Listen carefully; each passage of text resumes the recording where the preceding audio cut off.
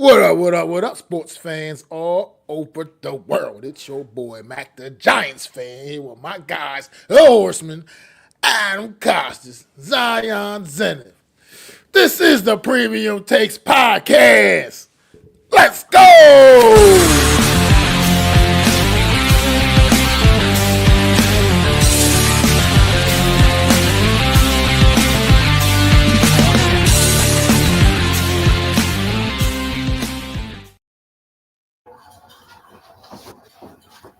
Yes, sir. On a wonderful Thursday afternoon. Thank you guys for holding it down last week. I really appreciate it. But yeah, we're back with another episode. The three amigos, the four horsemen. Shout out to Jeff, always watching from above. That being said, though, we have a lot to get into today, so let's just get into it. In breaking news, what the boys was talking about when I joined the live stream, and they're talking about Bill Belichick going to North Carolina, and I'm like, Adam actually stopped himself. He's like, hold up. Let's save it and just begin with the first topic on premium takes. So it is going to be premium takes. First topic. I'm kind of choppy, guys. I'm sorry. That 2 week bye kind of set me back in my hosting duties, but let me get my head straight. Sorry about that. So Bill Belichick to North Carolina. What your gentleman thought about that? Adam, you first. Well, I think it's interesting that we started with this topic because it is Bill Belichick. The Giants have been a lot of Giant fans have been linking this guy to New York. Thank God he's not coming here, but he's going back to a college program, right? And I think, what I was telling Mac before, because Mac had some good insight on what Bill was talking about, I'll let him get to that, is that they can finally build a program that people are going to want to come to. Think about that. The transfer portal is happening now. There's a lot of money being thrown around. You don't think the boosters at Miami can throw money around at kids? At North Carolina, that they can throw money around and get some premium players here, especially with a guy who has a ticket to the NFL. He even said it. That's the reason why he wants to come here. I could run this thing like a NFL program and basically be like a minor league. Ha, ha, ha. Jokingly, but that's what he's going to try to do. He's going to basically try to be, the NFL's little team that they're going to pluck players off of, right? You got a couple other NFL guys, right? Deion Sanders, he's going to try to build that program in Colorado. He's got connections. Now you have Bill Belichick in the college ranks, who is taking another program down in Chapel Hill, known for mostly basketball, at least mostly, and of course Michael Jordan, the greatest basketball player of all time. Not necessarily known for football, although the greatest linebacker of all time went there as well. So this is going to put the program back on the map. Almost, this is bigger than when Butch Davis went there. But if people remember Butch Davis, he kind of was there. He was the Miami coach that won, some championships. I think he might have been Oklahoma. It might have been Miami or Oklahoma, one of those two. And then he moved over to North Carolina, big time coach. And he didn't have great success there. It was Miami. He was the Miami head coach. He moved over to North Carolina, but didn't have great success. So now you're bringing Bill Belichick. And I'll let Mac tell you some of the reasons why Bill chose to go there. Love it. Go right ahead, Mac. The floor is yours.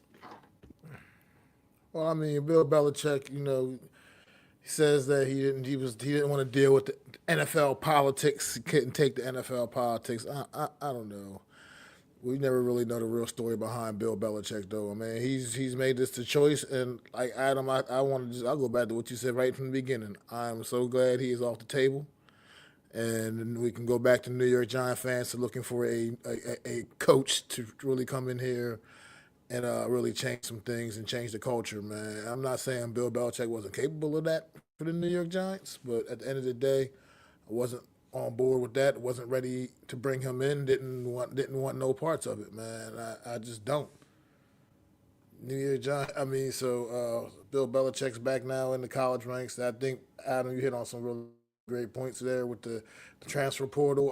Clearly, there's going to probably be a lot of young men that will say, "Oh, jump on the opportunity to go play for what, like 7, 8 time, whatever many time, 7 time Super Bowl winning quarterback." Coach. Excuse me. So like Eight-time people are going to coach. jump at the opportunity. Coach. You're gonna have young guys that just like enamored by the name alone. You know what I mean? So hey, maybe Bill Belichick will have had had a North Carolina program, a powerhouse in the college football scene for a few years or whatever. Maybe he'll get it up to that status. I think he's capable of doing that. Obviously, with a program like that, like Adam said, known mostly for their basketball, and but maybe it's time that their football program is going to be on the map now. I mean, with the hiring of Bill Belichick. So I mean, I guess it's gonna be interesting. Some things to see, some things to look out for. I mean, it's always going to be an intriguing storyline following Bill Belichick. Now, North Carolina's football program is going to get probably more attention than they could ever imagine. But you know what I mean? So it'll be kind of interesting to see like that North Carolina program all of a sudden being front and center in the news just because of who their coach is and Bill Belichick. So it'll be something to look forward to. But like I said, I'm just glad he's off the table and the New York Giants fan base can move on and understand that Bill Belichick is not going to be the next coach of the New York Giants, folks. It's not happening. Okay, there it is. What's going on? No Mets, no Nets, no Jets. My guy, Daniel Barry. What up, man? Appreciate y'all dropping in, man. No Mets in the building. Daniel in the building. Like Max said, we appreciate you guys stopping in. Absolutely a new look for North Carolina, for a team, for a college, a college that was known, like Adam said, for basketball. 23's alumni. Shout out to MJ. Absolutely dominant when it comes to NCAA basketball.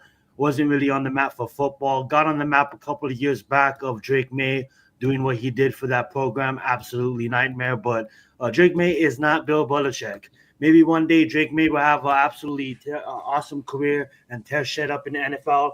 Well, you have a guy with 8 Lombardis as a coach. Beautiful to watch. One with the Giants, I believe, and 7 with the Patriots. That being said, though, that's absolutely amazing to see him say, you know what, after NFL, I'm going to go down there. I'm going to go to North Carolina, go to the main college in North Carolina and try to build the program there. Kind of what we've seen is actually kind of like in the same conference, I believe, with Bill O'Brien going to Boston College and absolutely and becoming the head coach in Boston College in the ACC.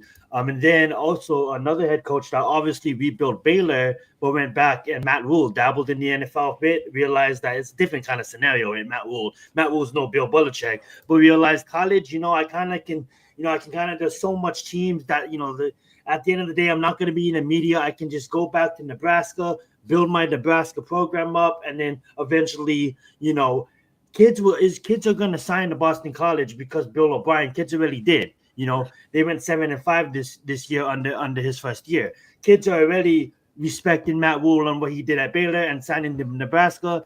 Adam brought up obviously Sanders and what he brought to Colorado. Ain't nobody was going to Colorado games before Deion Sanders got there. Nobody. And if there was an alumni, or they didn't have family playing, or they didn't know someone that played, they wasn't going to a Colorado game.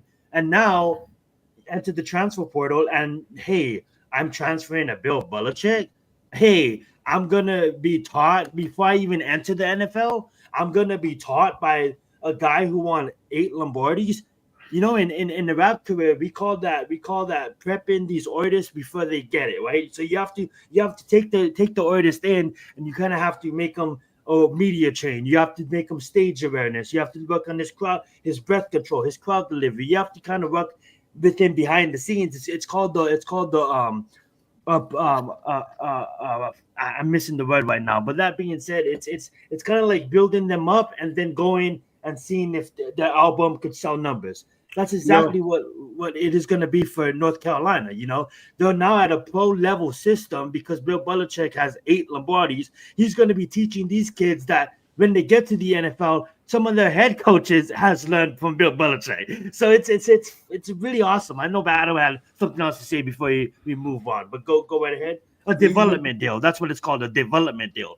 But go right ahead, Adam. You mentioned 2 things I want to touch on. One thing that you said, and that was that, he can say F the NFL. No, more like the NFL said F Bill, and he had no other choice to to then go to college, right? Because if he Good had a point. chance, if he had a chance to go to the New York Giants, and his sources were saying the Giants are going to pick you up if they fire Brian Dable, he would not be going to the NFL. He went. He went because he knew that every possibility was exhausted. He took the first thing that got to him, first thing smoking. The other thing is if you're bringing all these NFL coaches back down to the college ranks, because it's becoming money, you're going to attract more high level coaches now because the stakes are higher. More money is now going into NIL. More money is now going into these college programs to deliver winners and to pay these kids. So you have now a semi-pro league that is starting to formulate under your eyes with these coaches. More and more professional coaches are going to go to these college ranks and have a chance to build up programs, and then the NFL will be able to pluck guys right from there and kind of, oh, well, we're running Bill Belichick's system. Well, guess what? Then the last Bill Belichick disciples running the same dang offense. Boom. Now less transition time. So there's a lot at stake here. There's a reason why Bill O'Brien's back. There's a reason why Bill Belichick's back. Start to read the tea leaves on what's going on. You'll start to see more and more colleges are going to do this because they're going to need to get high-level recruits, because who's going to throw the most money at me? Guess what? Bill Belichick in North Carolina. Pockets just got deeper. Season tickets just went up. I guarantee you their season tickets are probably sold out for the year if you were to go look or do it. I agree. To add on that, tremendous point. I will say, some coaches do need the college game as like a reset. Okay, look at Rick Mortendale. He stormed out of the building with the Giants. Brian Dable kind of put him in a bad light. I guarantee you Rick Mortendale could have got a job in the NFL. But what did he do? He took a year and he went down to Michigan and he became the defensive coordinator, and he still is the defensive coordinator. You know what I'm saying? And some candidates maybe loses their job, like Dallas's coach and McCourtney. He needs to take a year off and kind of just settle and not go back to the college game. But a lot of coaches I could see too, Adam, like what you brought up, the college game now with this 12-team playoffs, what we're going to get into right now. A lot of coaches can use this as a way of the a way, like say, okay, your scheme ain't working that good in the NFL. The NFL game has kind of moved past you. Let's go to college. Let's reset this, and who knows if we'll see him in the NFL again. Well, but any last things on Bill Belichick? Go ahead. Bill Belichick's dad kind of invented a lot of this X's and O's and detailed. Bill's going to have some good philosophies on college. What really is interesting to see is how they're going to, how this is going to affect things, right? Because if you look at Colorado has Pat Shermer on its team, right? They have a couple coaches that are NFL ready. So if you get more NFL influence into college, which it wasn't before because it wasn't as lucrative, now it's going to be lucrative. The pressure's going to go up. Coaches are going to go everywhere, right? Because money is going to be this. You've got a semi-pro league that you're developing. When you pay players, and trust me, college players deserve to be paid with what they do. I'm just telling you right now, this is what you're going to get. You're going to get more coaches who have NFL experience who are like, I can make more money in college than being a UFL coach, right? Or coaching in your XFL league, exactly. Right? And then maybe I can get back into college or back into the NFL because I had that head coaching experience. I have this great college program that I'm running right now. Oh, now I can go back into the NFL like Pete Carroll did. Right now, you're going to see more of the Pete Carrolls and Jim Harbaughs of the world. Look at Jim Harbaugh; he goes to Michigan.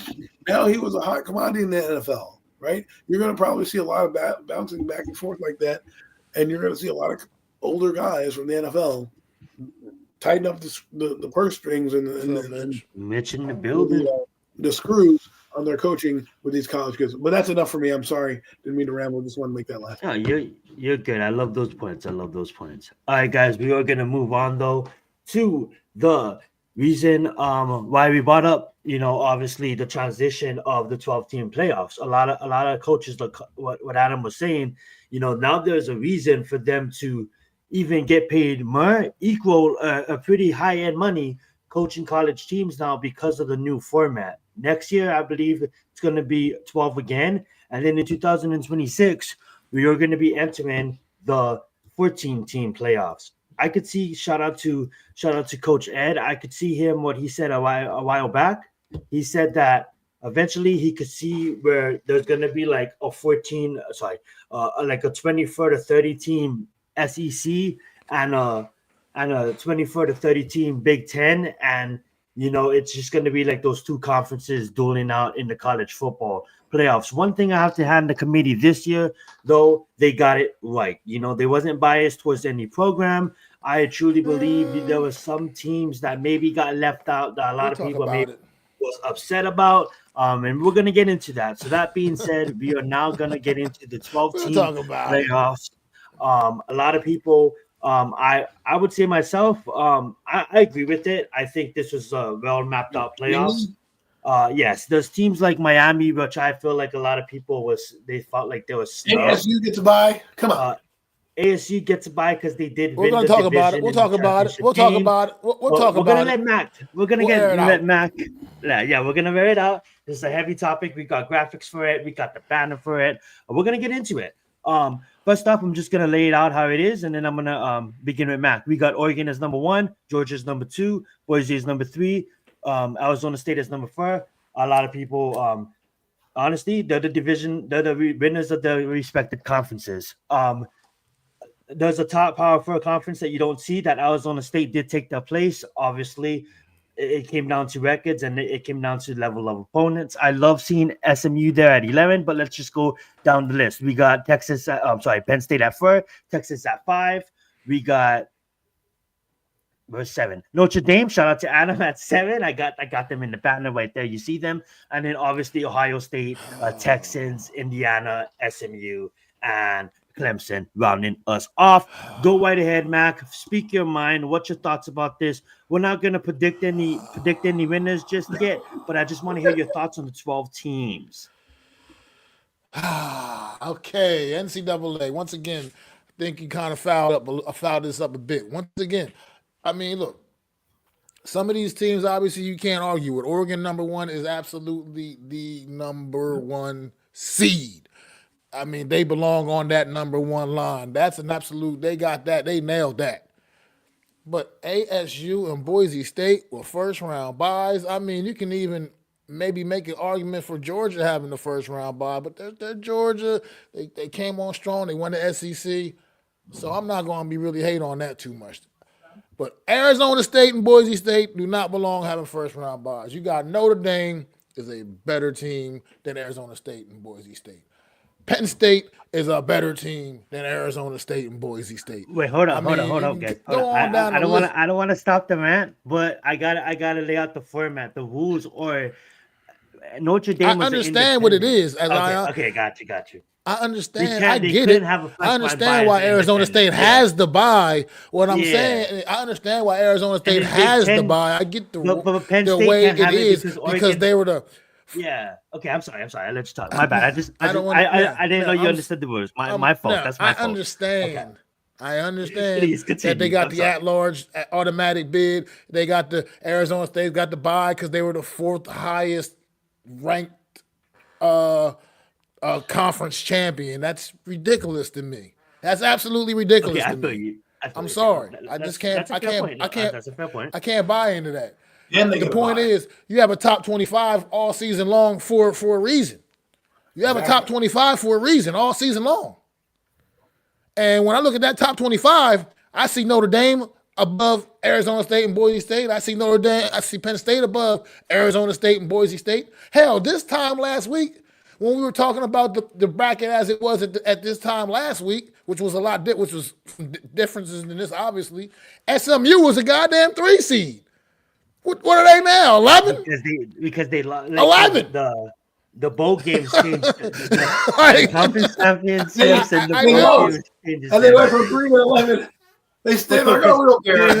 Wait, let me explain. Let me explain. Real fast. Just to put some content for some viewers too. The AP means only something from week 0 to week about 8. After week 8, the AP Associated Press rankings mean absolutely shit.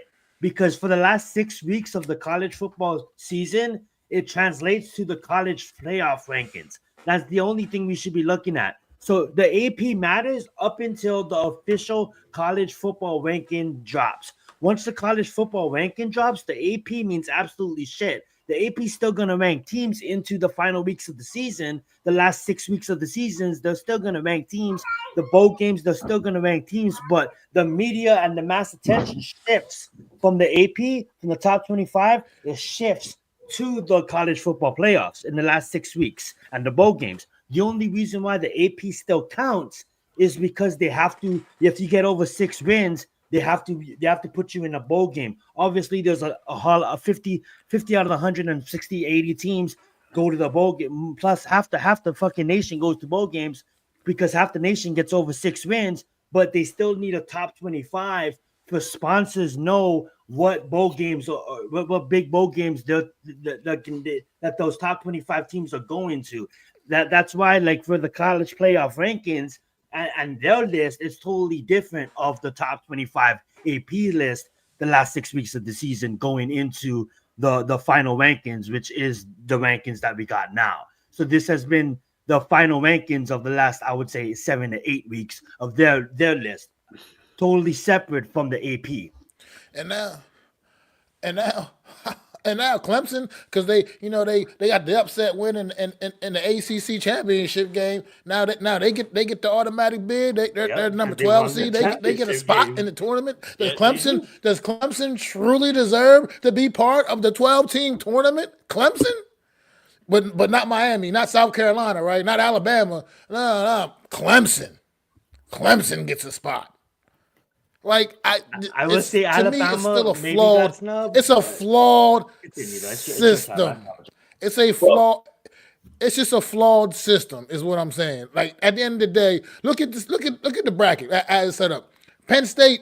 I mean, for what it's worth, if they're not in the Final Four at one of the Final Four teams, I'd be absolutely stunned. I mean, do you think SMU is going to beat Penn State? I don't think so. I don't think Boise State, the number 3 seed in this tournament, I don't think they're going to beat Penn State either.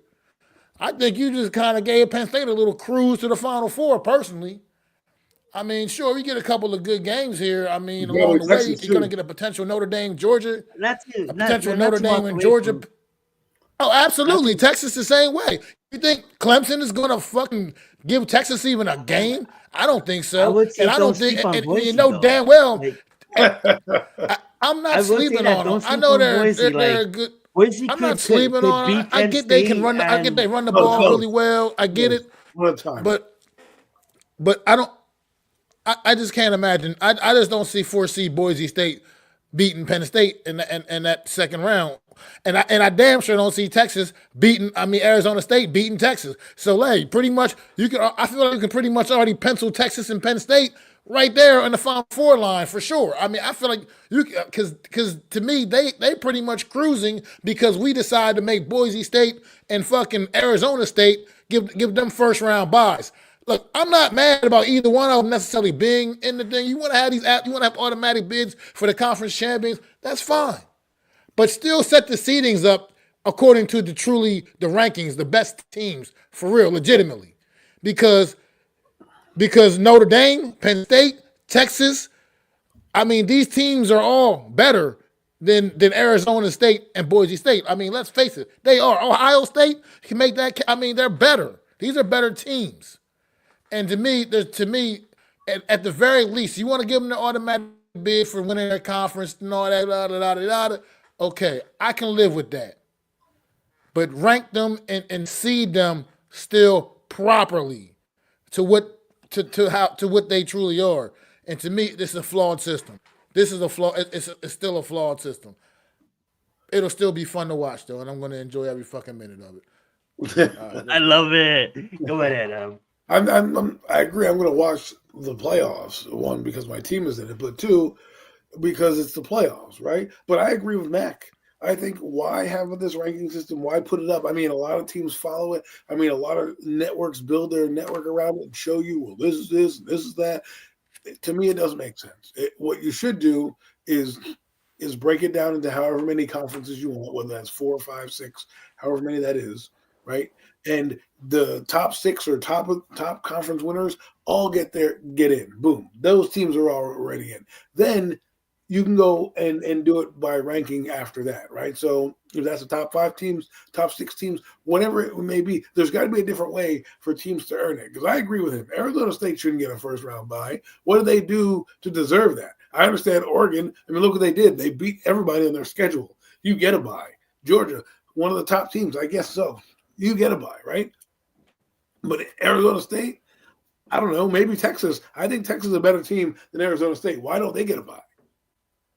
I mean, I understand what you're saying with all the, Exactly. don't follow the rankings and the AP rankings and all that. It just doesn't make sense to me. Now, I understand sponsors and what you're talking about, but let's be honest.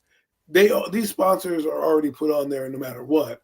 And, you hope to get the best teams so whatever bowl like Orange Bowl, Rose Bowl, whenever the clock ticks to whatever that bowl is and you're building your national championship around that bowl game, you're going to get a sponsorship. That's not that they shouldn't worry about money. What they should worry about is making it fair to teams like Miami who lose one game. That's what wrong though. Like Miami didn't have a schedule. Miami played trash teams. Arizona State beat Utah when there was top 25 ranked, beat Kansas State when there was top 25 ranked, beat BYU when there was top 25 ranked, damn near undefeated BYU, and beat Iowa State when they were top 25 ranked. That's top. But look at the unbalance. Look at the unbalance of. Look at the unbalance of the brackets too. Just because you decide to put Boise State and Arizona State in this 3 and 4 line. I mean, Ohio State or Tennessee. Look what they got to go through. They got to go through. It's unbalanced. They got to go through. Look what Ohio State or Tennessee got to go through. They got to play each other in the first round. And then look, then they got maybe Oregon in the next round. Then they got Oregon in the next round. Look at Notre Dame, Indiana. Notre Dame, Indiana, and they got Georgia sitting there waiting for them. It's like, but Penn State or SMU or Clemson in Texas, they got Arizona State and Boise State. Look at it this way. Like, you guys are looking at Arizona State. Stop looking at Arizona State like that. Like Arizona State this year, 2024 Arizona State is not 2023, 2022 Arizona State. Arizona State this year had a strength of schedule. They're definitely much different. A strength of schedule that was way more tougher than Miami's. But they both had one loss. They both had one loss on the season. They don't keep records, is what I'm saying. Because if you're going to do that, and we're talking about records, I don't care that Miami didn't play anybody on their schedule. What's the point of having a record and them fighting to be the top team to make in the playoffs if you're going to tell me that that's not going to mean anything if you lose one game? Like, but the strength of schedule is, okay, I get that. Strength of schedule, but then what's the point of playing with the record? Because that makes no sense to me. But okay. I get it. I understand where you guys are coming from, but you gotta understand the team that they lost against was Syracuse. I'm not no disrespect on Syracuse, but you can't mess up that late in the season. You can't do that kind of shit.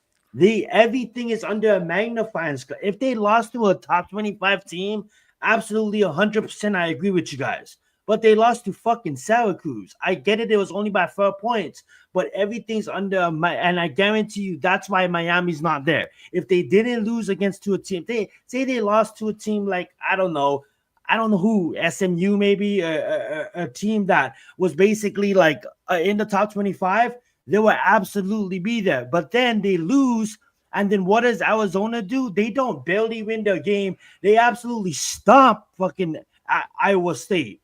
Stomp them 45-19 to win the Big Ten. So basically, Miami basically fucks the spot over.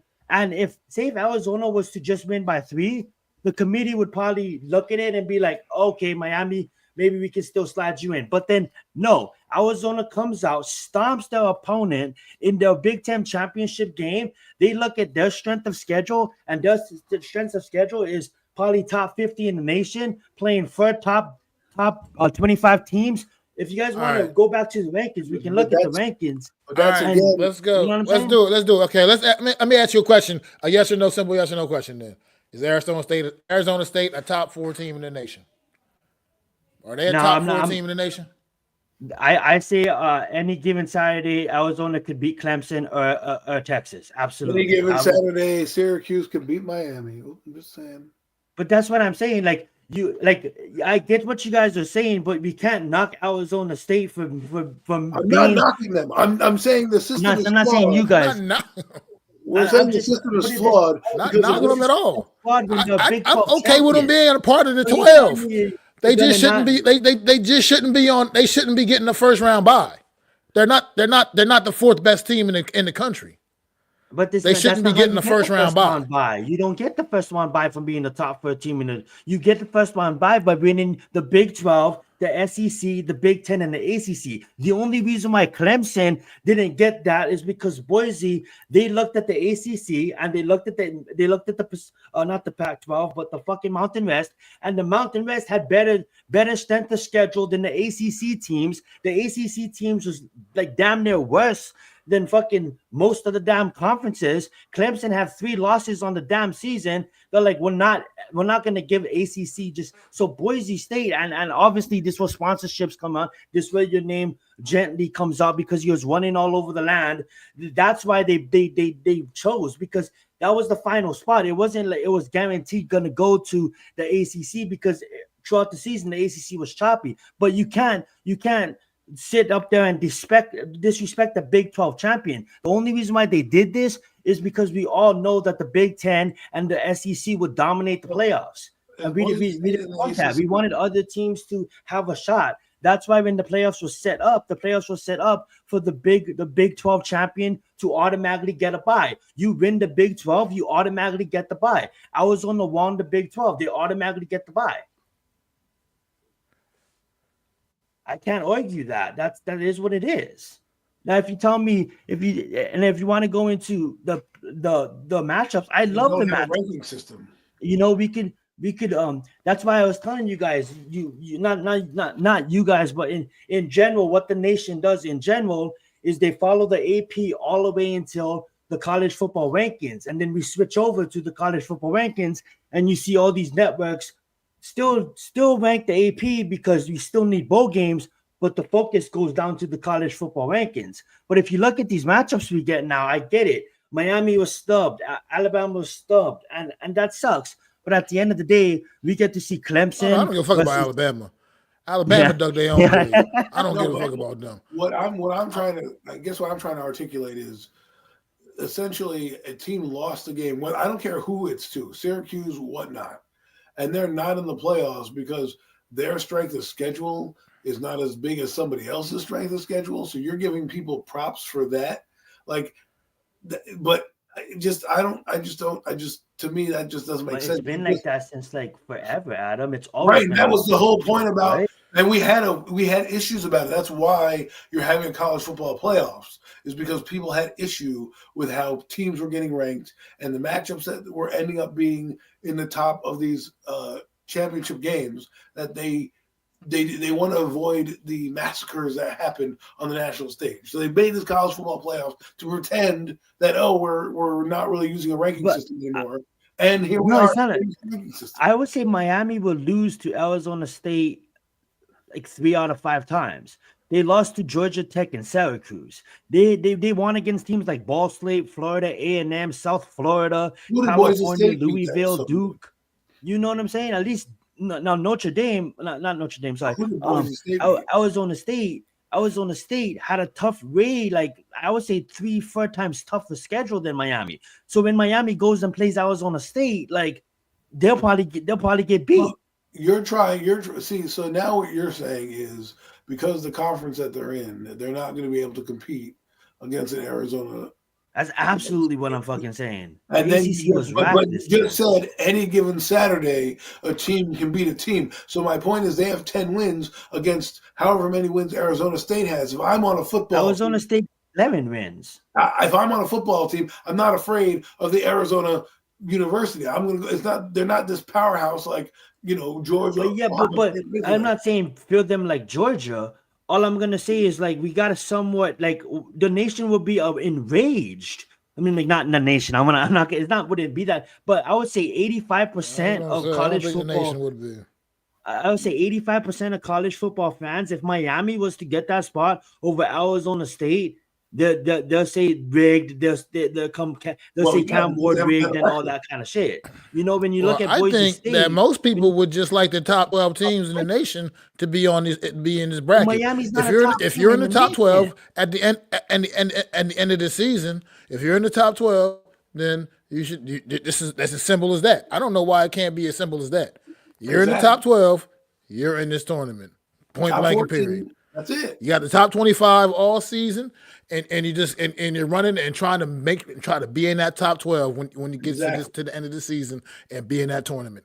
That's what it's all about, and it shouldn't be any more complex than that.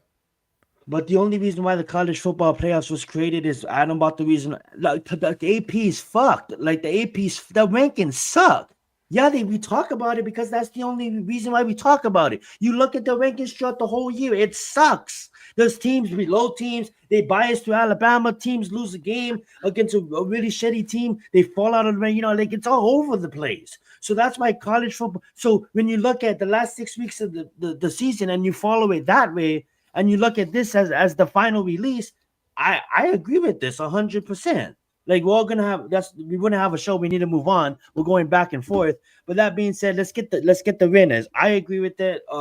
Obviously the AP means something, but when the college football rankings drop, just look at that for the next 6 weeks, and like you got to respect the Big 12 champion, and you got to respect what Boise State did this year. Absolutely amazing and respected of a spot in. Now, when you want to talk about the ranking and all of that thing with those teams, I know they had great seasons. I'm not when saying, you want to talk about the buys, and that's where they don't belong in those top 4 lines. Like they're not part. To me, they're not. When I see top 4, they're not it. They're good teams. They're not, and they had great seasons. I'm not saying they don't belong in this 12-team tournament. I'm saying they don't belong in the seeding in the spots that they're sitting in from a seeding standpoint. They should be playing in the first round. They're teams that they're teams that should be playing in the first round, and there's teams that are now playing in the first round that should be in their spots. That's what I'm saying. It's a flawed system. I understand that, but it's not a flawed system because if there was 2 Big Ten teams, it's the tournament, and in a tournament you have seedings, and the reason you have seedings is because those are the best teams. 1, 2, 3, 4. The 4 best teams should be in those spots. But whoever those 4 are. I know Arizona State and Boise. I know Arizona State and Boise State are not amongst the 4 best teams in the country. That's all I'm saying. They're good teams. They're very good teams that had very good seasons. They are not amongst the best 4 teams in the country. They should not be sitting up there with first-round buys, is what I'm saying. That's the point blank in the period. All right, they should not be sitting with first-round buys. So what happens when Arizona State beats Clemson and beats they shouldn't. What happens when Arizona State beats Texas? Then let's see it. Beats one of them too. What happens if they beat Texas? Because they're not going to play Clemson. They're not going to play Clemson. So if they beat Texas, I see you guys are wrong. I could see it. I'll shut the fuck up. If they beat Texas, I'll shut the fuck up. I won't say nothing else about Arizona State if they beat Texas, because that's who they're going to play. Let's face it. The hell we're talking about Clemson for? They're going to play. They're going to play. You have Texas. a point there. You have a point there. Yeah, let's get Adam's thought on that game. And I would say this. I say Arizona will probably play Texans. I agree with Mac on that. And I say they're going to fight them down to the wire. I have Texans off his edge in the victory in the close game. But I'm going to say Arizona is going to fight their ass off. And at the end of the game, you guys are going to respect seeing Arizona State there. Who do you have there, Adam? And what in the Texans game? In Clemson versus Texans. I'll take the Texas. I think their defense is pretty good.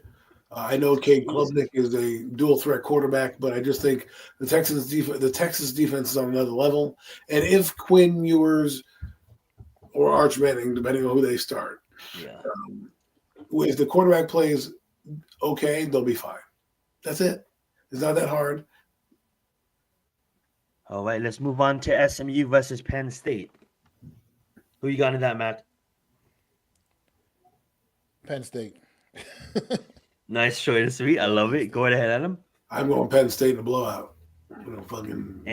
Blowout. Put some respect on SMU, guys. Man, I'm gonna go with some Penn State too. Like, let's stop it. Let's be real. Penn State go good. Stop that. This is a fun matchup. I'm gonna have Adam go first on this one because this is his team. We go at Notre Dame versus Indiana. I love Curtis Rourke. But I think this Notre Dame team's pretty good, and I think they're just a slight bit better talent wise. I think Indiana, this is their first time kind of tasting big time football, and I think I think Notre Dame's going to win. I think Notre Dame's going to head to Georgia, head to Athens. I love it. Go ahead, Mac. Who you got on this one? Yeah, I'm gonna go Notre Dame here as well. Indiana had a great year, man. Great season for that program. Not really known for their football prowess, but Notre Dame, they prepare themselves all season for games like this and for moments like this. I mean, best thing about them being an independent program is they get to go out there and they take on some dogs all season long, and they're just always well prepared. And at this moment, this is a situation I think Notre Dame, man, is gonna come up big here and take it, take it. I have to agree with you guys. I think Notre Dame's gonna stomp that ass. And preview. I know I'm jumping to conclusions, but I think the representative of the right side of the screen is gonna come from that Georgia versus Notre Dame game. We'll talk about that when that happens. Don't sleep on Notre Dame in the playoffs, people. They were a really good team. Well, Georgia lost their quarterback. I don't know if that's a good thing or a bad thing. So Yeah, we don't know if that is, and I might help them out. To be honest with you, nothing against homie, but okay, we got Looked a lot Tennessee better versus after he went Ohio down. I know that. State. I don't know, man. I love Nico, but I think Nico is just not, is not. Ohio State's just a different program. So I'm gonna pick Ohio State. Nothing against Tennessee. I love that Nico made it into the playoffs. It's gonna fun. It's gonna be fun to watch him play. But I'm gonna tackle. I'm gonna tackle, and I'm gonna take Ohio State in this one. Go right ahead, Matt.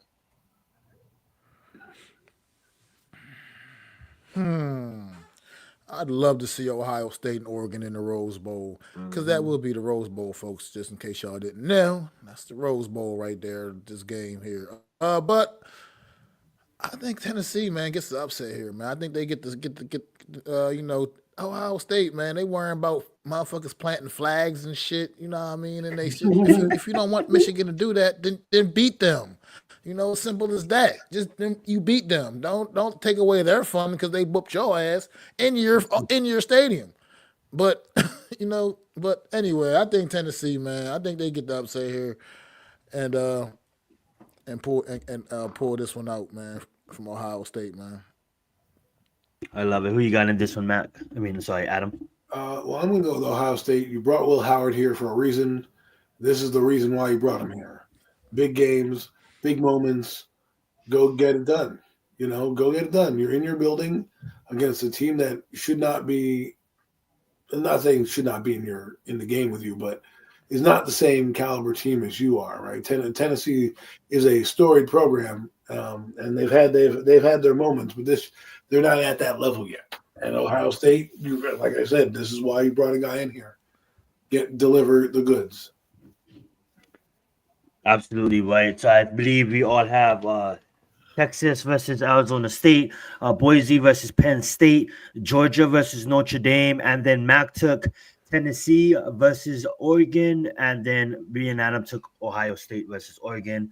Should be fun to see And how let's be that honest, goes. some of the flags are going to go Tennessee's way, if you know what I mean. Because the money in the Rose Bowl is not Tennessee, Oregon. The money in the It's Rose Ohio Bowl State. is Oregon.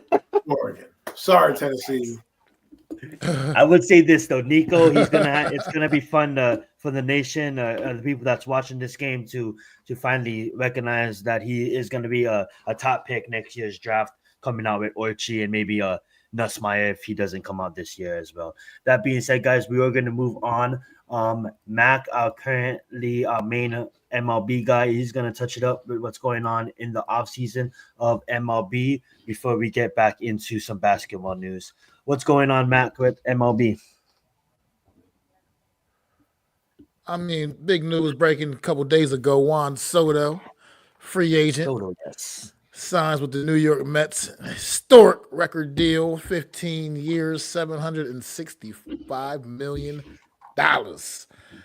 Woo! This could change the landscape of a National League right here. This is the kind of deal right here, especially if the Mets can figure out a way to bring back Pete Alonso as well, man. And that lineup could be absolutely loaded.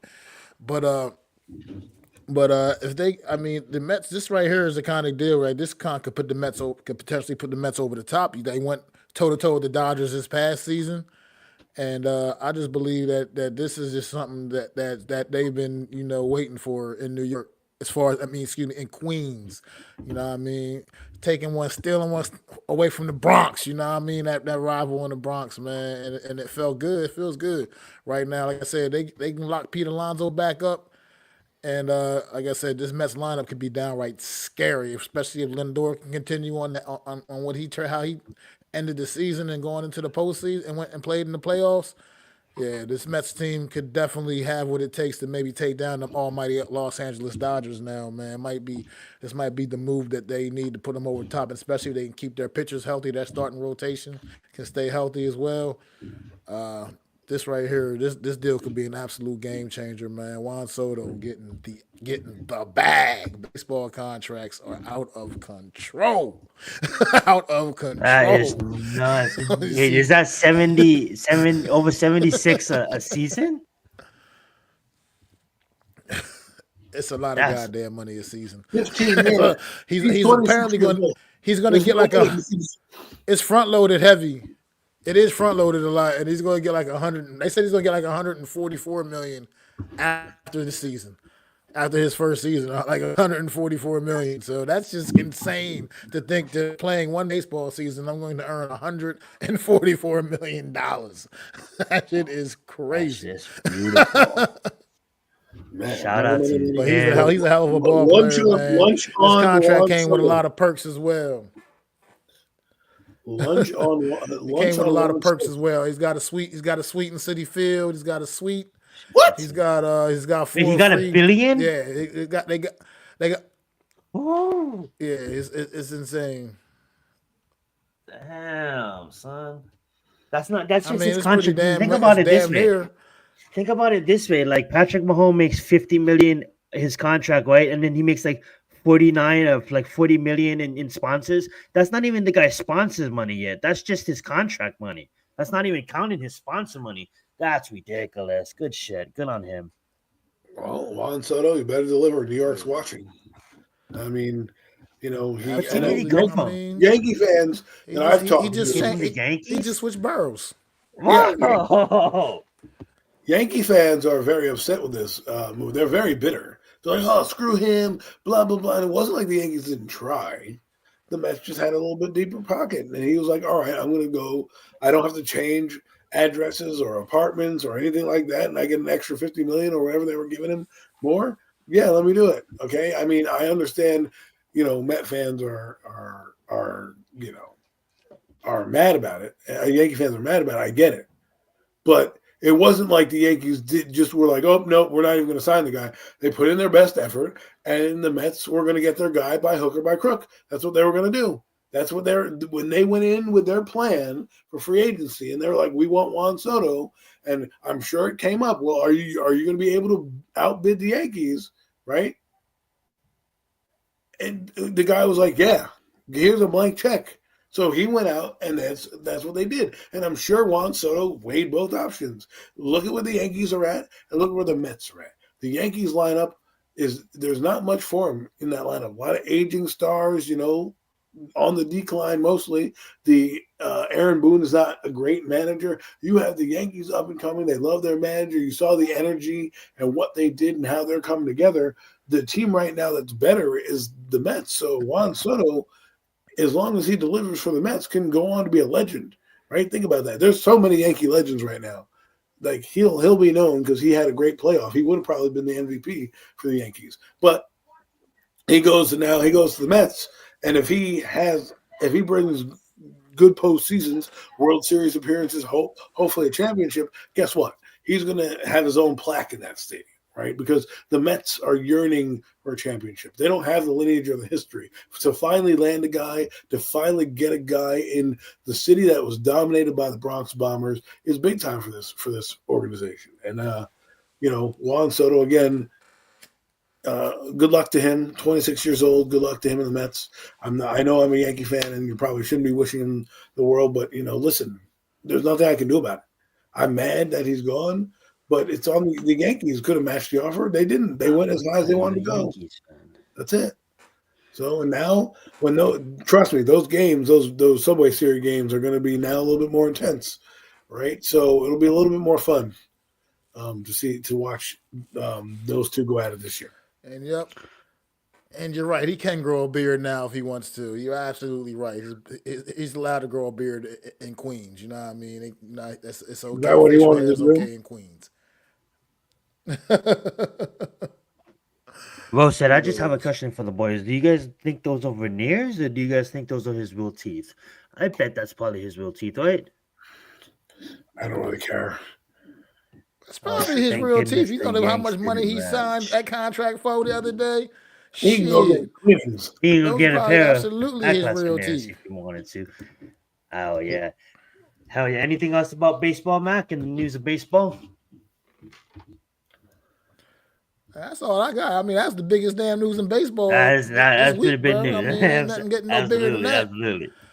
He looked real. Yeah, I would say real too. But if he wanted to go get him veneers, he could, but he doesn't need to. That being said, though, let's move on, guys. Oh, to our next topic. Now I know this whole like big NBA Cup, Emeralds Cup, mid-season tournament, just another way to get sponsorship money. You know what I'm saying? That's really it is what that is. That being said, we don't really have to talk about that. I just want to talk about the NBA for a little bit. What's been going on? What I've been seeing, things like that. Absolutely got to start out with saying I was going to start out with Miami Heat just been saying that Tyler Hill is becoming the player we all thought he could become. We beat Cavaliers not too long ago. Absolutely love it. Gotta get our stuff going. Gotta get on a little bit of a win streak. Not too worried about the season. I think we're in a good place. Just gotta make the playoffs this year and not play in to make playoffs. I want to make the playoffs outright this year. The last 2 years we had to play in, but that being said, I do want to touch on Melo. Melo is absolutely performing at a high level right now. I call him 2K LaMelo because he's been doing 2K moves on the basketball court and absolutely is becoming into his own. If one thing that the Ball brothers was right on a Lamar, the dad was right on was the youngest son, man. LaMelo is absolutely balling right now, and it would be not an NBA segment if I didn't talk about him. That being said, there are some rumors about his bigger brother coming over from the Chicago Bulls. We see if that happens. That'll probably happen if the Bulls make that trade, or if they release him, probably make that trade. But outside of that, Giannis is being Giannis, Jokic is being Jokic, Cade Cunningham absolutely stepping up, and obviously on screen as you see in OKC, Alexander doing Alexander things. That being said, Luka off to a slow start. Kyrie kind of carrying that team for the most part. Just kind of going all over the place with this one, just to kind of cover everything because it's been a while since we talked NBA on this show. But I'm now going to pass the mic over to Adam. I want to get his thoughts on the whole NBA, what his team, the Brooklyn Nets, and going on. Brooklyn Nets aren't a great team. I don't really have much because I'm casually watching it. But Same here. It's not the same for me. The Nets don't do good things. They don't do smart things, and they're hard to watch. I mean, it feels like every time I watch the Nets, they get younger and younger, and you don't know nobody because they're always trying to catch up, right? By giving up young talent to acquire more draft picks to get young talent, only to give up young talent again, right? And so for me, I don't expect a playoff push at all, but we'll see what happens. I'm kind of disappointed in them, and I think they're trying to trade one of their players now. Cam Thomas, I think his name is. They're trying to move him, so the Nets are just miserable. I mean, they're not like the Knicks. The Knicks have Karl Anthony Towns. They're playing big time basketball. They have championship aspirations. The Nets don't have that. The Nets are not a good team. They don't do very well in what they're doing, and it's sad. It's sad. Yep, there we are on the bottom. Yeah, any thoughts about around the league? What you're seeing from other teams, Adam? I know myself, I'm watching casually as well, mainly focused on football at the moment. But any talks on what you see in the Western Conference? I have to say, I love what Steph Curry is doing, Steph Curry things, and I love to see Clay Thompson on the Mavericks. You know what I'm saying? Well, But it's obviously, I want to interesting hear to your watch. thoughts. It's interesting to watch the Lakers The Lakers, yeah, go because like LeBron James is long in the tooth, right? And I don't know what you're going to do with him if they're going to be constantly the eighth seed or not making the playoffs, right? Because we think that the Mavericks are going to surge a little bit towards the end when they get Luca and when Luca Doncic kind of gets going, and who knows with yep. injuries things could happen. But I just think with the Lakers, eighth place is not why I bring over Anthony Davis, LeBron James, and do that. I need to be up there where the Rockets They even are, have D'Lo on the team. right? And so you know, to me, the Lakers got to figure something out because what are you going to do? You didn't bring you're on the twilight of LeBron's career. Uh, okay, that would make sense, and you know what? I don't necessarily want him to do that, but he's gonna want to win a championship, and it's a good place to go. And the Warriors are where are the Warriors ranked right now? I can't really see with the small screen. Oh, they're fifth right now. Yeah, fifth place. You put LeBron on that team, and they could easily be in the championship picture, right? Now that I'm not that I'm saying Yeah, he is absolutely. not that I'm saying to do that, but the Lakers got to look at the future. The future is not LeBron James. I'm sorry, it's not. He's 40, almost 41. You're not building your team around him anymore. He's a great player. He did some good things for you. I think they got that championship in the COVID year or whatever it was. Um, so you did what you had to do for the Lakers. Now it's time to figure out how you can use him as an asset to maybe get some draft picks and some young players over there. Well said, absolutely. And we all know if it's a deal. So once LeBron James goes, Bronny's gonna go with him. It's a package deal. Um, Sad to say though, like what is going on? It's not like New Orleans don't have the players. I mean, like 5-20, just shaking my head on that one. And then Washington Wizards will be Washington Wizards. Shaking my head on that one too. 3-19. Damn. That being said though, yeah. Adam, good step. Mac, anything you want to say about the NBA before we get out of here? No. Alrighty, fair game. We're not gonna touch on the UFC guys because we're gonna save that Sorry. to an episode of the Combat Club. Let's move into. You guys want to move into the Giants, or you guys want to move into the playoffs? I say we move into Let's the just talk about Giants. real football. Let's not talk about the Giants. Not the Giants. Let's talk about like good football, and so it's gonna Good be for some good two. football coming up this week. Let's Yeah, move let's, let's into let's do that. football Let's talk talk in about some general. teams We and can how the cover some playoff playoffs. picture can get Absolutely. shaken up a bit this weekend. It can absolutely get shaken up a bit this weekend. Looking at some of the matchups you got on tab, I am like with Adam yesterday. We talked about it briefly. I'm salty that this fucking Eagles Steelers game is on at the exact same time as the Lions and Bills game. How you can't watch both games at the same damn time? You know what I mean? And I want to see both of those. I would like to see both of those matchups on Sunday. And but it's gonna be interesting. I'll let you guys want to chime in whatever you guys want to talk about. But I feel like the playoff picture can get shaken up a bit this weekend, and it's gonna be fun to watch. I mean, Green Bay, Seattle's also matched up this weekend. I mean, all kind of I shit can mean, happen. It can go down this week. right now, I think the hottest story that we need to start to talk about is the Los Angeles Rams. Okay, right? They have a young team. They're up and coming. Puka's back. Cooper Cup is back.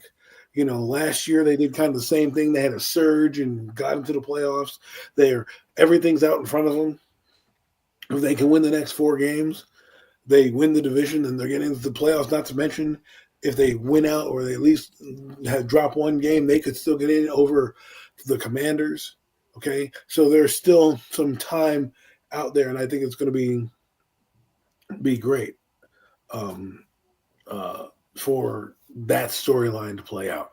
And that's what I'm looking for. One of these things this weekend that I'm looking forward to. Yeah, absolutely. I love what McVay is doing with that team. You know what I'm saying? He's getting his obviously, like Adam said, injuries are coming back. You know what I'm saying? Injured players are coming back. I should say. That being said, I'm just excited for this time of the year. You know what I'm saying? In general, we got 4 teams right here on screen, the favorites in the playoffs so far. But yeah, we have a lot of dark horses that could easily upset the competition. Don't sleep on the Los Angeles Chargers. I know it's his first year back, but Jim got them boys moving.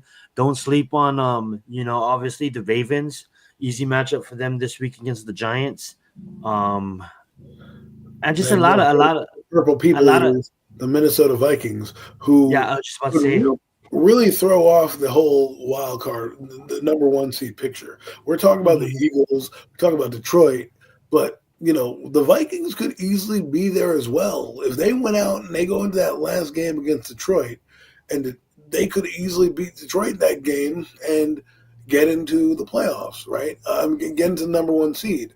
Right now, they're winning over the Vikings right now because they beat them in the head-to-head tiebreaker. But if they win, and let's say Detroit stumbles because they play Buffalo, Mhm. a lot of things can change with the top four teams in the conferences, and it's really intriguing. The Philadelphia, if you look at them, they played Pittsburgh, and then after that, I wouldn't say three cupcake games, but it's the Commanders, the Cowboys, and the Giants. It's the Okay, division. right. The division. In division games, yeah. The division with two of the division winners, two of the division teams are absolute dog crap, and then the one that's an emerging team, right? So let's play this out. We didn't do the AFC side, so I'm very excited to do that. But if you look at this side right now, if you're the top team, if you go to the top team, right, which is Detroit and the Eagles, um, Mhm. can we see them on the screen? Okay, oh there they are, right? So two will now play the Commanders, right?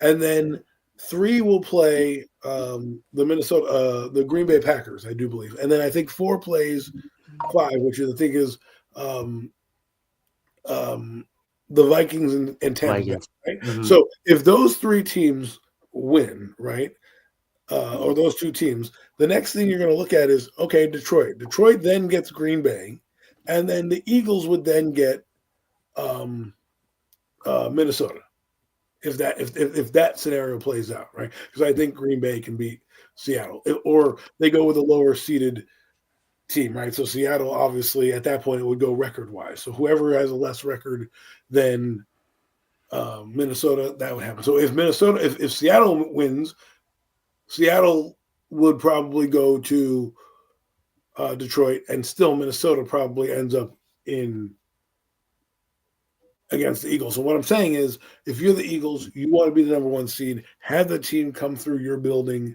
beat Pittsburgh this weekend, and the whole thing changes. The whole thing, I'm telling you that right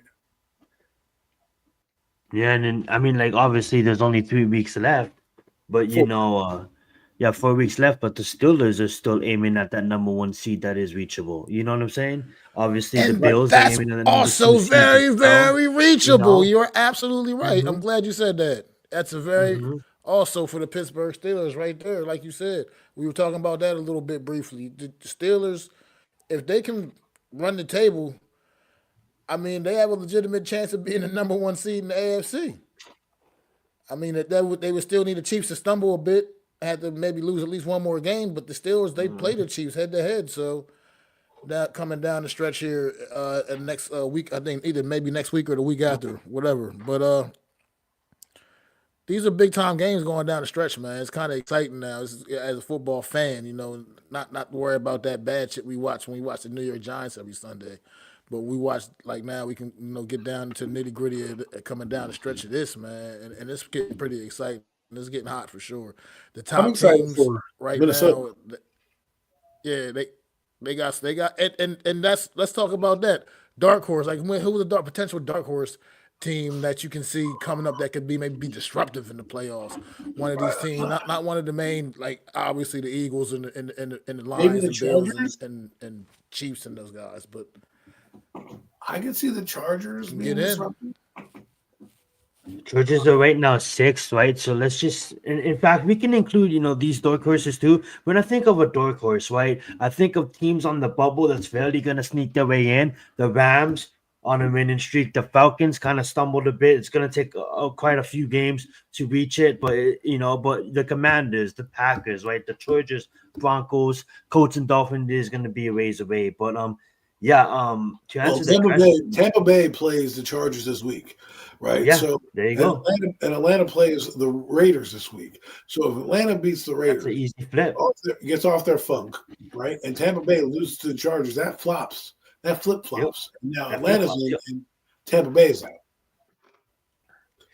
So You it's guys, really Yep. you guys know I was on the Falcons the whole season, coming into the season. But to be honest, the dark horse team, you guys brought them up. A team like the Chargers for the NFC, Adam brought them up, and I was thinking the same team. Teams like the Rams, right? A Rams go on a winning streak and have that momentum going into the playoffs. That's like the Giants in 07. I'm not gonna say they're gonna do it. play Seattle. So Yeah, they play Seattle. Yep. Now, Seattle has a tough game, I think this week or next week. They play a tough team, a tough opponent, which I think they might not be able to win, right? And then you have the Rams, who basically have the 49ers. They know if they get through the 49ers, it's another two powder puff games, and then Seattle at the end of the year. That could be for the division, right?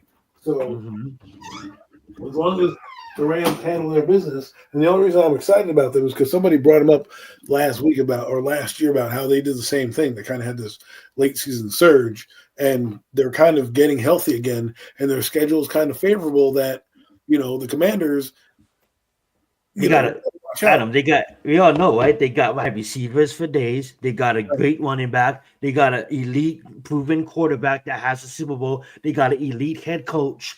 So talk me out of the Rams. Why the Rams can't beat the Lions or the Eagles on any given Sunday? It's hard to argue against them, right? Especially if their defense, which is very young, they have some solid players, right? I would like to see what the Texans can do because they haven't had the season that we thought they would have. Yet they're still in the playoffs due to their division being kind of crappy. But if they stumble and somehow the Colts can pull off a couple wins, I think they can beat the Giants a couple weeks from now. I don't know who they play, but I think they have a couple winnable games on their schedule. Who knows if they fall out too? Because the Texans have had that issue where I think the problem with the Texans is their offense has been figured out. I don't think CJ Stroud's a bad player. I think the NFL's figuring you out. Now it's up to him next offseason because right now you're too far in the bag. Next offseason to figure out what your little weaknesses were and fix those things. Right? I don't want to take this away from him because he's not having the monster season that he's having. He's having a solid year for a second-year player, right? But sometimes you're slumped. Like if you look at Bryce Young, he's coming out of his slump. Well, CJ Stroud never really had a slump, so now he's entering a slump. Doesn't mean he's going to be bad. It's just the ebbs and flow of a young developing quarterback in the league, right? As he gets more experience and gains more trust with his confidence and throws, you're going to see more. And heck, maybe in the playoffs he turns it on, and next thing you know, they're in the next round. So don't count out the Texans just yet. Let me ask you guys this. Well, I'm going to tell you a team who you don't count out. Don't count out them Washington Commanders, man. That team gets in. They just need to get in. Whether it's the 7th spot, whatever, they just get in. That team right there could be a dangerous team as well. They run the ball very, very well. They overachieve on defense. And they got a young quarterback that's just playing really good football, really smart football, not making the big mistakes, and just playing, as far as I was concerned, from what I've seen, just well above his years. I mean, so I just think that team right there, if they can hang on and still just get in and be in there, they're going to always have a chance because everybody's going to get their absolute best shot from the Washington Commanders every week. That's a valid statement because nobody thought of Atlanta in the year they represented in the playoffs. Obviously, they got smashed in the fourth quarter, but that's a story for another day. Like nobody was thinking that Atlanta. With the Eagles. That's just me. Yeah, like I don't think anybody thought like Atlanta was gonna make it out of the wild card when they got in, and the Commanders. You look at all these high level teams. We have the Steelers, Texans, obviously the Ravens. What they're doing down there in Los Angeles, with the Chargers. We got the Vikings. Kevin absolutely coming into his own. Now being talked like he should always be up there, as an elite coach in the league. We got the Buccaneers figuring out a way. We got the Packers. Nobody really looks at the Commanders, so I'm glad that Mac brought them up because they fight just as hard as any of these teams I just mentioned and these top 4 teams. Out of everybody, out of the rankings and everything, guys, who do you guys think the best team in the NFL is? No matter if the record is everybody's 0-0, just looking at this list of 12, who's the best team in the National Football League right now, guys? In your guys' own mind, in your guys' own rankings. Not saying who's going to win the Super Bowl. Who do you guys think is the best team right now? If I were to rank my teams right now, Mm-hmm. Philadelphia, for whatever reason, is number 1. Then Detroit 2. I would then put the Buffalo Bills 3, Minnesota 4, Kansas City 5. And then, the rest is kind of the rest, right? I love that. Who do you got so you got Philadelphia as yours. Who do you got as the best team, Matt? I'm still gonna give it to Detroit right now. I just like what they do offensively. I mean, it's just a lot of times it's like a master class. I mean, watching this team and they do anything. I mean, nothing is sacred from that playbook. They pull it all out, man. They will give it to you. They'll give you everything. So I just still got kind of still edge them out for right now until proven otherwise. I know they've had some close calls the last couple of weeks, but I got the Lions. And then it does pain me, but I gotta go with I gotta go Philly number 2, man. This team, they just keep winning, man. No matter how much I want them to lose, they just keep winning, and they do it, and they're finding different ways to get it done, and they're talking about running the football. That they they can run the football. I love the fact that I give it to the Bills, man. For me, the Bills are number 3 because the Chiefs, man, they winning, but it's just I'm still feel like there's something missing, and the Bills are the ones that handed them that L. Mm-hmm. And for all intents and purposes, I guess I will have to still. I can't put the Bills and the Chiefs any lower than 4. I'd feel crazy if I did that, but. And then I got the Steelers. That's funny. Coming up at number 5, man. Yeah, it's funny. The reason why I asked that question is I have it the exact same order as you. I honestly thought that Adam was going to rank the Lions number 1 with us, but it's fine because the Eagles, it's a 1A, 1B situation. Eagles could beat the Lions on any given Sunday. Lions could beat the Eagles, but I do have it in that exact order. The only reason why I asked that question is because it's right now, it looks so predictable, right? It looks so predictable that one of these teams, the all first teams that you see in the lower third, is going to be playing each other in the Super Bowl, right? We could get a Buffalo versus a Lions Super Bowl. We could get a Lions versus a Chiefs Super Bowl, a Chiefs versus the Eagles, all these ways we can mix it. But I hope for some miracle that it doesn't turn out that way. And a team, and along with this bracket, I just hope that we're in for some surprises. Because there's nothing like playoff surprise. Go right ahead. You know what my dark horse will be? Minnesota versus Pittsburgh in the Super Bowl. That would be a dark horse selection, right? Okay. Minnesota has a great defense. They know how to win. Sam Darnold's playing at a high level. Their offense is humming. Okay, you got the Steelers who can play all types of football, whether that's high scoring, low scoring. Russell Wilson's really playing well. If you want to be fun with it, then I'm going to take those 2 teams randomly, just pop into my head, because I like what the Vikings are doing, but no one's giving them respect. And the Steelers just go about their business. The next thing you know, you look up, they got 10 wins. You look up, they got 12 wins. You look up, and here they are, right? They're all over you. So we'll see. We'll see what happens. But Minnesota is a dark horse for me, especially with that receiving core with Jefferson and Addison, and they have Aaron Jones playing at an amazing level. The quarterback is absolutely humming. And even though Daniel Jones is on that team, and I'm sure Daniel Jones lovers are like, oh my God, he won a Super Bowl. See, look at you. He was on the practice squad. He won. F you, Giant fans. I'm just saying Minnesota has the defense to – listen, that's what's going to happen. You know, if Daniel Jones You'll was see the the Super Bowl memes. with They'll the have Vikings memes and on shit. the They'll have practice memes with his squad. Daniel Jones Super Bowl ring on his middle finger and shit. Like, you know that's gonna happen. Absolutely. Yo, not to bring up, God. shout out to Big Blue Crew. G Nation's point will come through. He said that Daniel Jones will get a Super Bowl before Jalen Hurts, and if that happens, he's absolutely facts on that. Yeah, well, as a practice object. That's I funny. mean, yeah, I can get Man, a Super Bowl ring by sitting on the Eagles bench too. So, like, come on. that's awesome. My dark horse Super Bowl will be the Rams, and I'm actually just gonna take a team from the top. It's not really a dark horse, but it is a dark horse because I'm taking a team that's not in the playoff rankings at the moment, so they have to get into the playoffs. I'm gonna say Rams versus Buffalo Bills, and I'm gonna say Rams loses, and I'm gonna just have Buffalo Bills. But, Josh but, Allen that, getting but, his. but see, that's too easy in the NFC NFC West is a side. constant moving thing right there. Right. Okay, yeah, The way okay. the NFC, You should go like the way the NFC Miami. West is stacked up right now. I want to keep the Commanders for Mac because I was gonna go Chargers and Commanders. But I think I'll leave the Commanders because I think Mac's gonna do something with the Commanders. So you know what? I'm gonna go for a dark They go to the horse. Super I'll Bowl. I go. didn't say all that. Yeah, I'll take dark horse Super Bowl, which I don't think is happening, but I'm gonna take the Commanders and the Chargers. It's just a long shot. Well, who do you have for a dark horse Super Bowl, Mac? Can't be none of the four teams you see in the lower third. Uh, uh, Fine, well, anyway. goddamn. Well, golly. Don't have the Ravens I mean, available.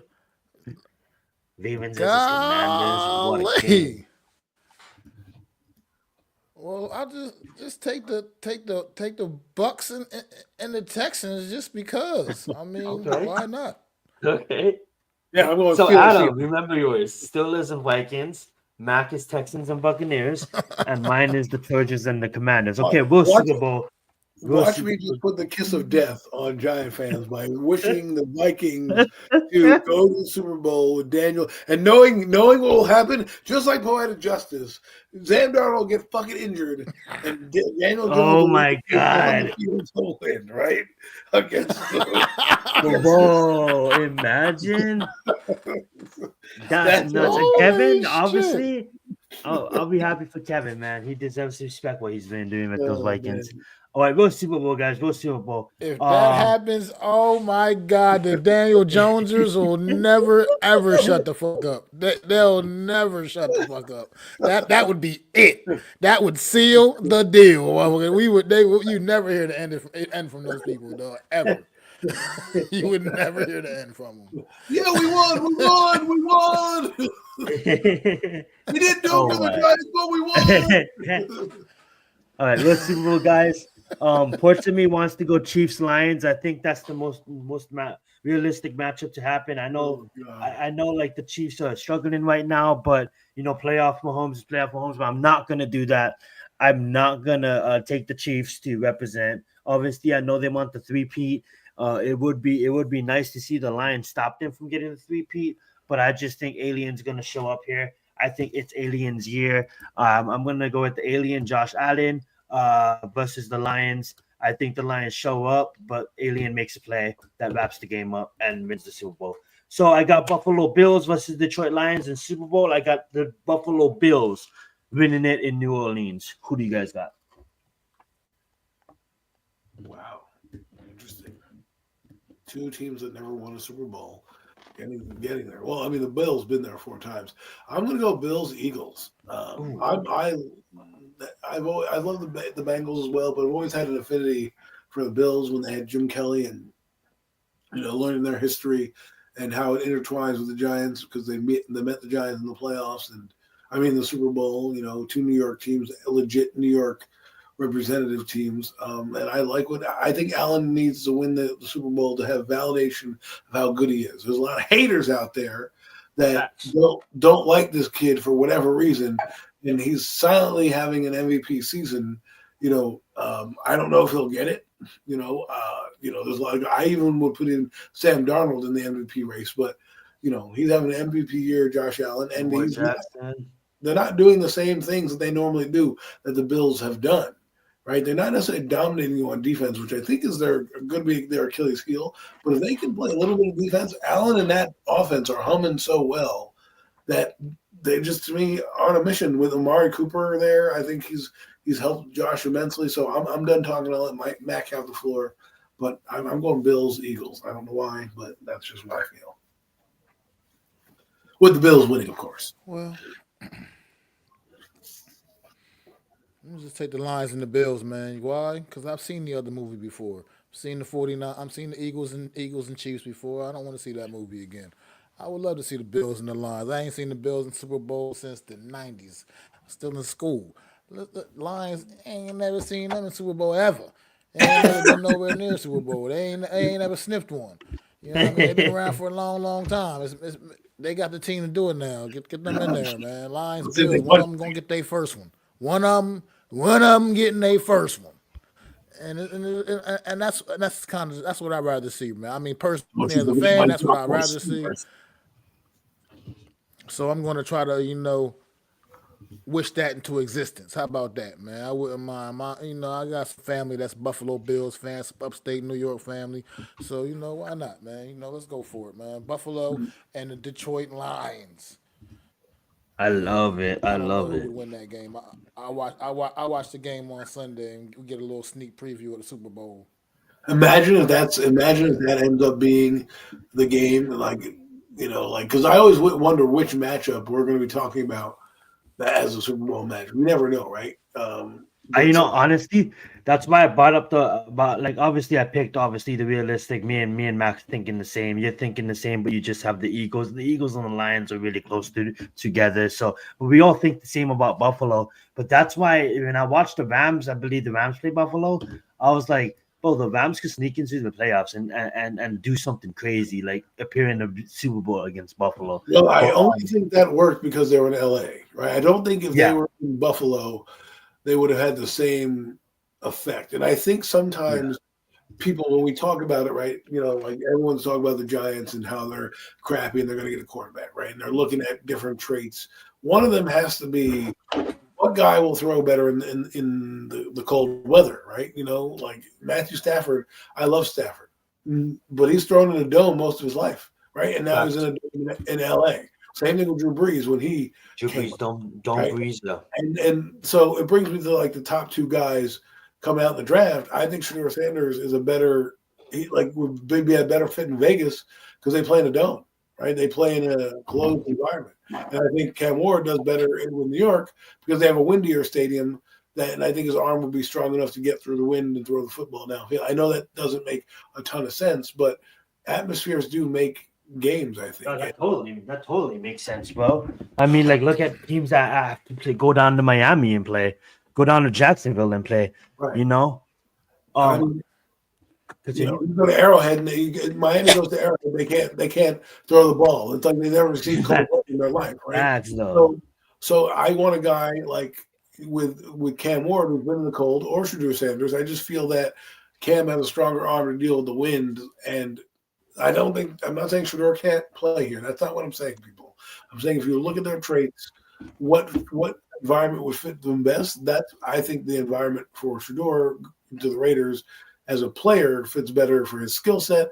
I think Cam Ward as a player for his environment, not that he can't do well with the Raiders, Cam Ward. I'm just saying I think the Giants need a guy who can get through that wind sometimes and make some throws uh, money throws when it matters most. I love it, and we should actually move on to our final topic. First off, love the fact that you brought in the quarterbacks. I think another name that I'm gonna scream to the top of the rooftops because I think he has a shot of being a quarterback as well is Jalen Monroe. I think that kid is special, and hopefully the nation can see what I see as well. A lot of people got him high. It's not just me. Um, Dylan Gabriel wins the championship. Might mess up some shit. You know what I'm saying? Dylan Gabriel is the most experienced quarterback in these playoffs. His height okay. Kyler Murray okay. Drew Brees. Um, it'd be excited to see if Dylan Gabriel gets it done with Oregon. They go undefeated, wins the playoffs where does that leave Dylan Gabriel in the NFL rankings? As far as the draft goes. But before we begin talking about why we are picking so high, let's talk about the New York Giants. I just want to hear you guys. Obviously, you guys not the vent, but I just want to hear like a letter to John Mara. So if you was in the office with just you and ownership, Tish as well, what would you say to ownership? You begin first, Matt. Unless Adam, if you want to go, whoever wants to begin first, begin. But what would you say to ownership right now? You can keep it formal, you can keep it PG, or you can go straight NC-17. But what would you say to ownership right now if you were in the building with them, just one-on-one, one-on-two, should I say? Gentlemen, this shit got to change. You got to do something about this. We can't continue down this path. You have to be seeing the same thing that I'm seeing. I'm not crazy. I mean, I might not got all the billions of dollars you got, but I'm not crazy. You see the same shit I see. You see this clown show on the field. You see this offense looks like it doesn't look like an NFL offense.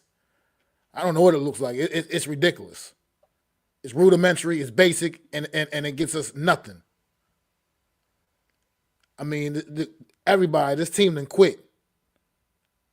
How can you just even allow this to go on when there's something you can clearly do about it? It's time to clean house, cut your losses.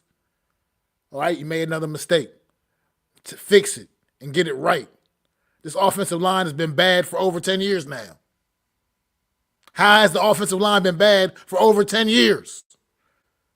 How can you not fix that in that time period? That's over the course of 3 general managers. The offensive line has been bad continuously. Things just got to change, and you got to make it happen right now. These 2 guys are not going to restore this franchise. They're not going to restore it.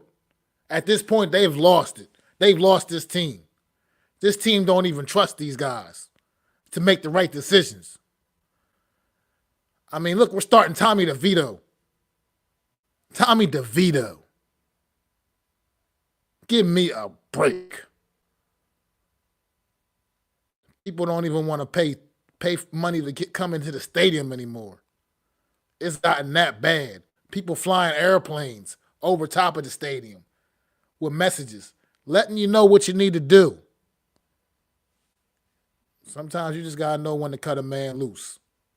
And in this case, you need to cut a couple men loose because they've ruined everything. Anything that, I mean, it's been bad continuously, but these guys definitely are not the solution. So you got to figure it out, back to the drawing board. You got to tear it all the way down to the foundation and rebuild the right way. There's a few pieces out there on this team, but let's face it, it's not a lot. we don't have the best depth. That's for damn sure. So just get it right and do the right thing and move on. That's all I got. I love that. I'm gonna go next, and then Adam will go. I'm gonna walk in the room and I'm gonna be like, sell the fucking team. Sell the fucking team, because you guys are clearly showing me that you guys are not capable to run an NFL franchise. Tish, you are halfway on the other side of the fucking nation in Los Angeles making movies. You're invested into this franchise, but yet you're 1 foot in and 1 foot out. I need you to stop all the movies you're making. Not saying put it on for life, but you need to fly back home and get this shit right. Because obviously the Equalizer is great, but the New York Giants is greater. And you're investing into a business that is absolutely folding right now and is a laughing stock because the NFL. So your ass right now needs to get on a private fucking jet after this fucking meeting, go back to Los Angeles, settle all your fucking business, and come back here to New York and help Mara run this fucking trash can. Mara, this has been a trash can, and I know nobody loves this team as much as you, but I have a word for you. I actually have 2 words for you. Saquon Barkley, about to probably break the season rushing record. That's the reason why you should fire our general manager. Laughing at you, thinking he's the smartest one in the room, I would actually promote Brandon right now if I had my choice. Obviously, I'm just a fan. What do I know? And then we have a clown show that is basically using everybody as a scapegoat, trying to make himself look good when that guy literally was around greatness his whole life. So he's like kind of like fool's gold in a sense. We try to get sold on gold because he went to Alabama. He's been around all these great programs. Made. We thought he had a hand in making Josh Allen who he is. We came to figure out that it was really Josh Allen who was the alien. It was really Alabama that was a good team. It was really Buffalo Bills that was better than him. So why is he making it like he's some kind of guru and he's really not? So just rewind the tape of this season. That's why we should fire Brian Dable in itself. Play calling has absolutely been atrocious. Can't even average more than 15 points a game in his whole lifespan of coaching, which is just absolutely sad. And then wants to come in here and change our whole philosophy. We're the New York Giants. We need to get back to running the football and playing defense. When has the New York Giants ever adapted to this new school offense where we're going to throw the football and all this kind of shit? Nah. Dude, I became a Giants fan because we were tough and we was resilient and we just smashed you in the face. Pause. With that being said, I'm going to pass the mic over to Adam because Adam has a lot to say. So go right ahead, Adam. Talk to these ownerships. Hi, Mr. Mara, Mr. Tish. How are you? Nice to meet you. So I've come here because there are some things I see concerning with this football team. Starting with you and your judgment. Your judgment to pick two of the most bumbling idiots I've seen organized football. You know, your dad would not be happy with what's going on right now. Yeah, he had his troubles and things of that nature, but he would not let this mess be going on. Okay, John, you need to get a backbone and a spine and put your foot down. Because while my man, No Mets, who's a frequent listener of my podcast, guys should listen, maybe you'll learn something, right? He's saying Saquon Barkley, and you see it on Hard Knocks, and you see your GM telling you that Saquon Barkley is not going to have a market. On TV, you let this air. And everything that aired, every error, every ways, everything that you talked about, oh, we are happy about our quarterback. It all blew up in your face. It all blew up like JPP's hand blew up on 4th of July. All right? All over the place. On you. Think about that. Listen, Saquon Barkley, whether or not he was going to be good on this team or not is irrelevant. The fact that you let him walk to a rival, the fact that you underestimated the market, and the fact that you miscalculated on the one position that matters most. You, Joe Shane, were the one that said, I'm okay with this quarterback room. John, look what happened to this quarterback room. The guy that you guys paid millions of dollars, not even here. The guys that you're confident in, these two other guys that you were confident in that you didn't want to spend any money for, are both butt cheeks. Both of them. You got Tommy DeVito. He is a circus act. His agent has a bobblehead doll. Do you understand this, John? A bobblehead doll. His agent is selling a bobblehead doll. This is the New York Giants. You say that you don't want to be the laughingstock of the league, yet, John, open your eyes. Take those glasses off. You are being laughed at. No matter what you do, when people show up with bags on their head, that's a national story. People are flying planes over your stadium. They haven't done that in 50 years. This is bad. And you let the guy who's standing there make those decisions. Make those decisions. The guy who's laughing, the guy who on a hot mic on Hard Knocks walks over to a GM and goes, oh, I guess you're not looking for a quarterback this year. Like, what are you doing? No awareness, no foresight to see what's going on. And oh, by the way, he hired his friend. Let me get to that guy. You know, the guy that used to be the jolly old, you could put him in a suit and he could double as a Santa at the mall. Yeah, that guy. I don't know where he is. Because the guy you have on the sideline is definitely not the guy that you hired. Because the guy that you hired had some balls and actually did something. We were excited for him. Then what happened? Oh, I don't know. You won a playoff game. You overestimated and shot your load on a team that you thought was going to be in the playoffs. Because you, John, you said these words, we're back. We're back. And everything went crazy and haywire after those words. And here we are now. Your coach doesn't look the same. His offense that he came to save is not here. He can't even save a quarterback. The best quarterback you had is on the Jets. Yeah. And then the only thing that you can give me in this whole thing in the last 10 years of this shittiness is a medium Pepsi. That's what you did. So, John, look at this. This mess is on you. I'm rubbing your nose in it because you made the wrong decision on the GM, who made the wrong decision on the coach, who then made the wrong decision on the quarterback, which has put us back in this position. And if you let these two jackwagons run your franchise, then you, my friend, need to step down and leave because that is an asinine way of doing things. I have to go because I have to go pick up my son. But that is what I've got to say to you, John and Mr. Tish. I am out. Well said, guys. That being said, is there anything else you guys want to mention about this team before we get out of here? But I think we said a lot. But you guys want to talk about any quarterbacks you guys see coming in that you really want? Anything that you want out of the future of this team? Because we kind of really know where the season is landed. I want to say great takes by all three of us. We did an excellent job by No Mets as well, holding down the chat. But back to you guys. Whoever wants to take the mic. If not, go ahead, Matt. I don't want to talk about this team anymore, but tonight's game, man, could be an interesting one. Get the week kicked off, week 15, kicked off to a good start. The Rams, 49ers, this could be, I feel like this is the last gasp for the 49ers right now, man. This is it. If they want to preserve any chance of this season, keeping this, holding things together, I think they got to get this W tonight and still have that puncher's chance to still win that division. That division is all muddied up right now. Seattle's sitting at the top with an 8-5 record, but they got a tough Green Bay team on Sunday to face. So this game here this week, and the Rams right there, right in the mix, right in second place, right behind Seattle. So they're definitely looking to continue their hot streak right now and take the 49ers out, maybe put them out of their misery. So this could be an interesting NFC US battle tonight, man. I look forward to it. I'm definitely going to be tuned in, get my popcorn ready in a little bit. And watch some Thursday night football, NFC West style. I love it. Who you got winning it? I got the Rams winning it. I just think they're flat out better right now. The 49ers just don't seem to have it. And I got the Rams taking this one.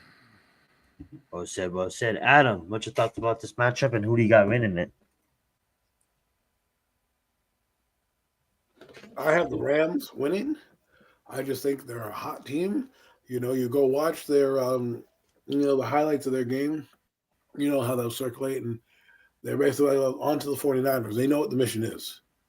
They know they're facing a wounded animal in the 49ers who've been up and down with injuries, up and down with McCaffrey gone and Ayuk gone and all their defensive players gone and not making it. The 49ers, it's not their time right now. It's the Rams' time. We're going to rise like a phoenix out of the ashes. This is the march for them to get to the playoffs, the march for them to steal the division. I think they take it to the 49ers tonight in Santa Clara. And that's it. Good night, the lights, the 49ers season. Well said, guys. And that matchup begins, I believe, in exactly 35 or 40 minutes. Either 7:15 or 8:15 or 8:20, one of the two. 8:15, right there on screen. Should have seen that. That being said, guys, I'm gonna pass the mic over to Mac. Actually, I didn't even get my prediction. I have the Rams too. Enough said. Adam said it perfectly. I'm just gonna recite that. They are gonna feast on a wounded animal. That being said, let's get it, Rams. Fight your way into the playoffs. That being said, go right ahead, Mac. All you.